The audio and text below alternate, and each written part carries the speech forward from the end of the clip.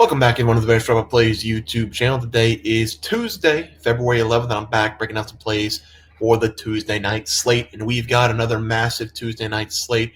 Very excited to talk about some games. I think we have two graphic plays, the plays I'm most confident in. I think we have 5 other games I'm going to break down in the 3-player props. So I think a total of 10 or 11 plays tonight for the college basketball slate.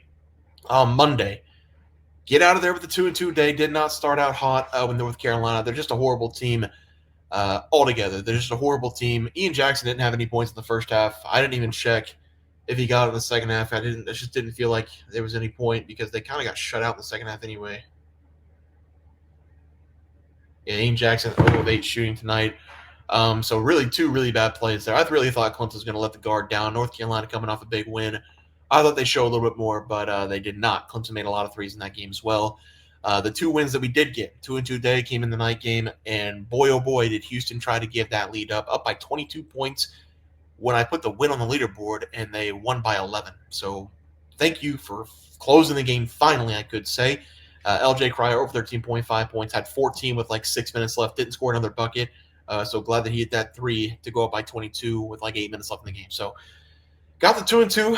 We stayed afloat, and I get revenge on Tuesday night. We're going back to Purdue, going up against Michigan. I gave out Michigan as a great play going up against Purdue the last time these teams played. They lost 91-64 at Purdue as punishment. Whenever they went down by 24 points, I started recording. I said I'm going to watch the entire game live, and I did. I watched the entire game until the last seconds. Purdue was never in doubt going to win that game. They stomped all over them. This time, Michigan beats them on their home floor. I have never seen a team get so many lucky bounces, make every single shot that they take in that game, Purdue. Smith played incredible.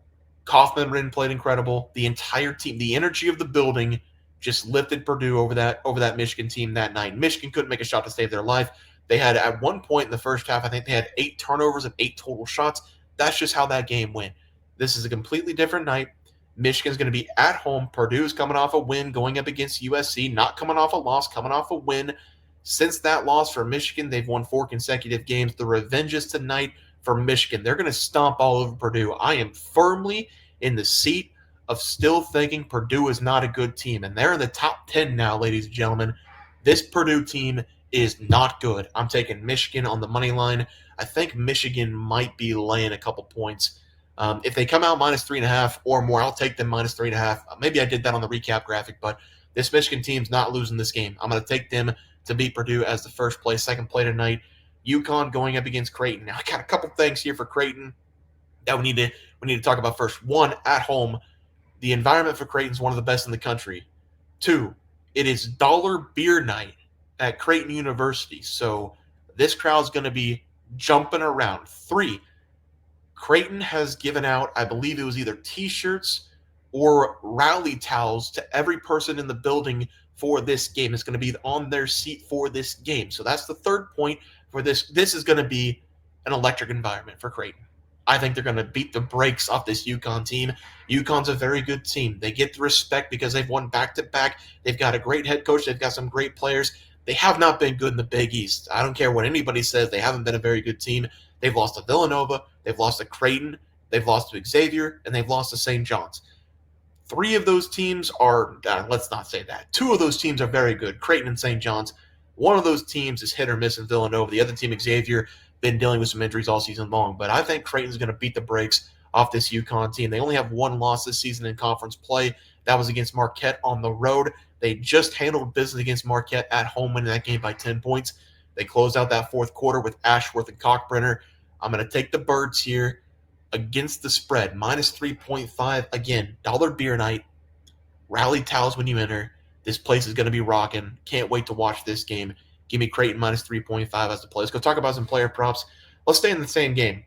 One of the reasons why Creighton was able to win the last 4 minutes of that game was this kid, Stephen Ashworth. Looks like right now I can go to him and he can do my taxes for me.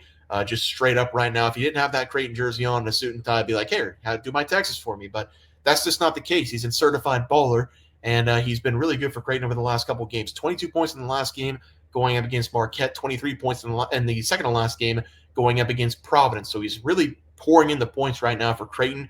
He only shot 11 times in that Marquette game because he's been a dead eye from deep. He's a lot. I don't want to compare him to Steph Curry, but the movement he has is a lot like Steph Curry. He moves without the ball. He's really good coming off screens. He's a catch and shoot kind of guy.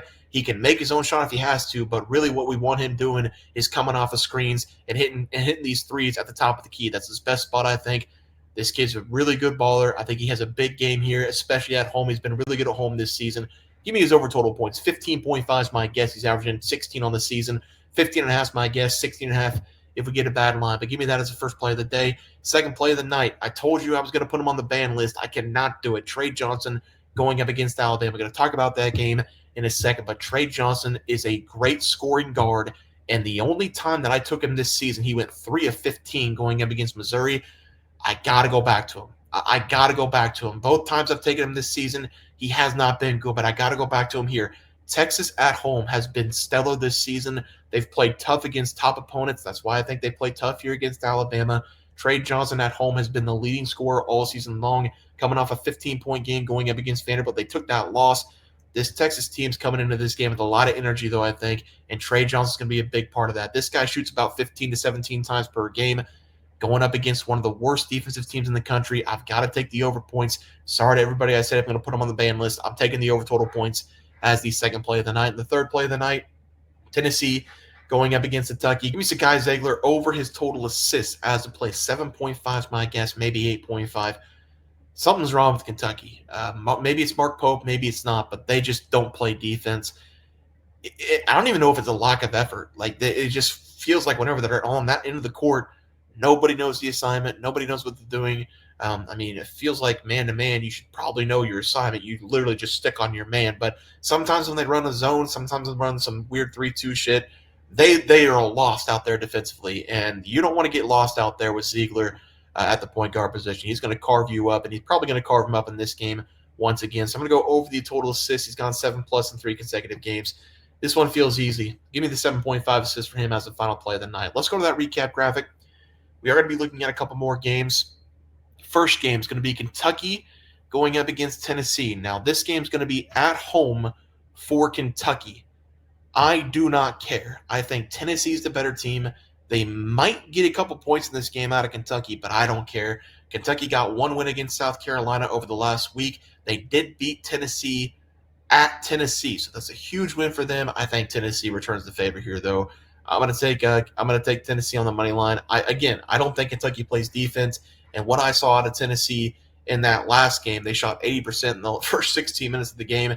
If they do that again against Kentucky, this one's going to be a 25-point blowout in favor of Tennessee. Kentucky does play a lot better at home. I don't care. I'm going to take Tennessee here on the money line. I think they're just a better overall team. Next play there, we have Florida going up against Mississippi State.